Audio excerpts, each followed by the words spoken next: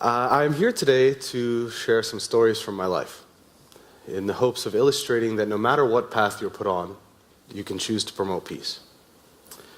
Now, before I begin, I feel the need to explain that my story is in no way a description of the vast majority of Muslim family life, both here and abroad.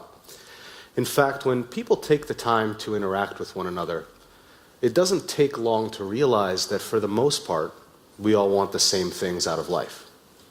A job with a decent wage, a safe environment to educate our children, and to live in a community that doesn't chastise us for our beliefs. However, in every religion, in every population, you'll find a small group of people who hold so fervently to their beliefs that they feel they must use any means necessary to make others live as they do. Being raised in the home of a Muslim zealot, I've been exposed to many of the things that people fear about Islam. Yet I stand here promoting peace. This would be impossible in a world where we hang on to our old prejudices. I'm here to dispel the stereotypes that some politicians and media pundits attempt to project into mainstream society. I feel that I can use my experience to combat those who would take advantage of people's fears for their own ends, because of political opportunists who use the more radical elements of Islam to generalize the beliefs of all Muslims, but also because of extremist groups themselves who believe that the lives of innocent people are fair game on the ideological battlefield. I am compelled to speak up in an attempt to balance the scales. Now, it's a foolish mistake to believe that religious extremism is exclusive to Islam. Unfortunately, there are endless examples in every belief system of religiously motivated violence. But as a society, we cannot ostracize entire communities for the actions of a few. When we ostracize the innocent, it tears apart the fabric of our society, which only works to foment the next generation of intolerance. Now, it may come as a surprise to some that although I was raised in the religion of Islam, I am no longer a Muslim. And I only bring this up to point out that I'm not here advocating for any particular religious belief. I'm simply here to share my experiences and the lessons that I learned from them.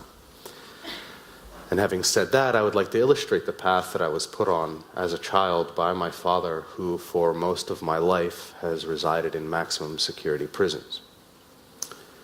This was a special Friday for me. I was a normal 6-year-old staring at the chalkboard waiting for the 3 o'clock bell to ring so that I could escape from school. But that day my father was waiting in the hallway early.